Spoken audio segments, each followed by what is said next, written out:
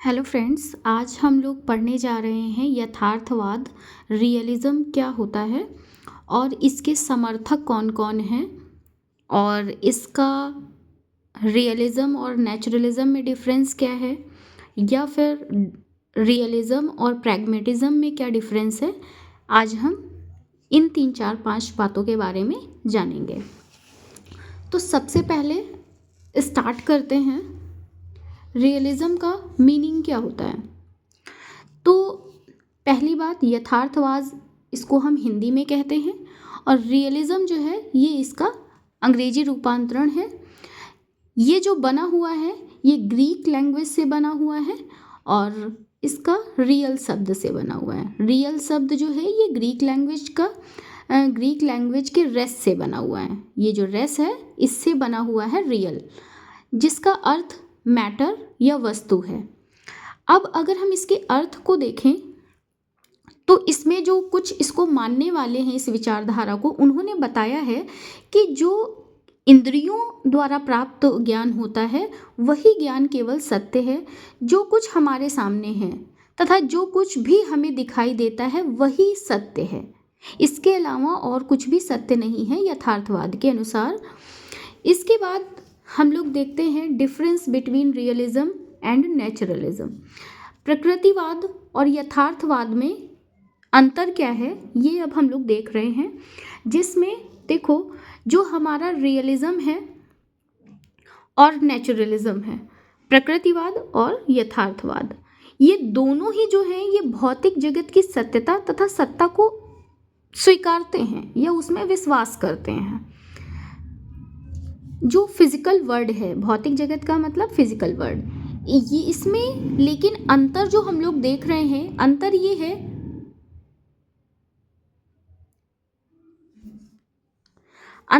है कि प्रकृतिवाद जो है वो भौतिक जगत तथा पदार्थों की सत्ता पर अधिक बल देते हुए केवल पदार्थों को ही सब कुछ मानता है। जो आपका प्रकृतिवाद है वो भौतिक जगत तथा पदार्थों की सत्यता पर अधिक बल देता है और पदार्थों को ही सब कुछ मानता है। लेकिन जो यथार्थवाद है इसके विपरीत है, वो पदार्थों को के केवल अस्तित्व को ही स्वीकार करता है, इससे ज़्यादा कुछ नहीं। क्योंकि पहले बताया ही जा चुका है कि जो कुछ हमें केवल दिखाई दे रहा है हमारी आंखों से, हमारी इंद्रियों के माध्यम से, वही केवल सत्य ज्ञान है। ठीक है, इसके बाद हम लोग बात करते हैं difference between realism and pragmatism, यानी कि आपका जो यथार्थवाद और प्रयोजनवाद है उसमें क्या अंतर है दोनों में, इसके बारे में जानेंगे। पहले देखते हैं कि दोनों ही जो है वो अनुभव पर बल देते हैं, यानी एक्सपीरियंस पर, लेकिन दोनों का जो विश्वास है कि सत्य ज्ञान को बिना अनुभव के नहीं प्राप्त किया जा सकता।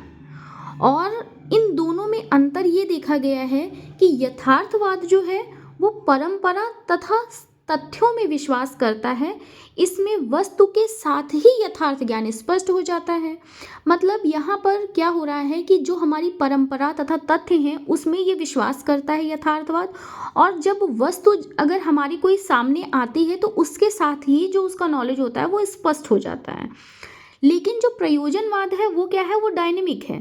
प्रयोजनवाद जो है वो प्रगतिशील है। इसमें वस्तु स्थिति का ज्ञान एक्टिविटी के माध्यम से किया जाता है। इसमें जो भी चीज़ें हैं प्रयोजनवाद में वो डायनेमिक होती हैं और इसमें क्या होता है, अगर हम किसी की वस्तु स्थिति का ज्ञान करना चाहते हैं तो हम किसी न किसी एक्टिविटी के माध्यम से उसको जान सकते हैं। अब यथार्थवाद के कुछ समर्थक हैं, मतलब जो यथार्थवाद को सपोर्ट करते हैं, वो कुछ एजुकेशनिस्ट हैं जिनके बारे में हम लोग देख रहे हैं। पहले हैं इरास्मस, दूसरे हैं रैबले, तीसरे हैं मिल्टन, लॉर्ड मॉन्टेन, जॉन लॉक, मूल कॉस्टर, बेकन, रॉटके, कमेनियस, व्हाइटहेड और बर्ट्रैंड रसेल। तो आज हम लोगों ने देखा यथार्थवाद के अर्थ को, यथार्थवाद और प्रकृतिवाद में अंतर, यथार्थवाद और प्रयोजनवाद में अंतर, और उसके कुछ समर्थक के बारे में। Thank you.